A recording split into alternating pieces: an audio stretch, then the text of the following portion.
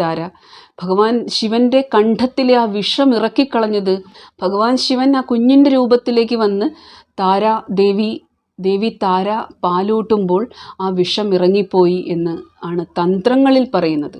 അതുപോലെ തന്നെയാണ് ദേവി പ്രത്യക്ഷപ്പെടുമ്പോൾ ദേവി അർത്ഥനഗ്നയായിരിക്കും. നിങ്ങളിൽ എന്ത് വികാരമാണ് ഉണ്ടാകുന്നത് എന്നത് നിങ്ങളുടെ പൂർവ്വജന്മ സംസ്കാരത്തിനനുസരിച്ചിട്ടുള്ളതായിരിക്കും.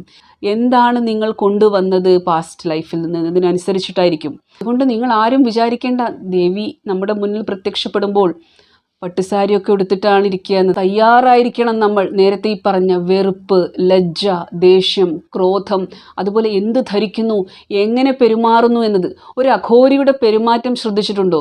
എങ്ങനെ പെരുമാറണം എന്നത് നമ്മൾ നിശ്ചയിക്കുന്ന രീതിയിലായിരിക്കില്ല അയാൾ പെരുമാറുന്നത്. അതുപോലെ ദൈവങ്ങളെ പ്രാപിക്കുമ്പോൾ നമ്മുടെ സ്കൂളിൽ പഠിപ്പിച്ച ആ ഡെഫിനിഷൻസും നമ്മളുടെ കുടുംബങ്ങൾ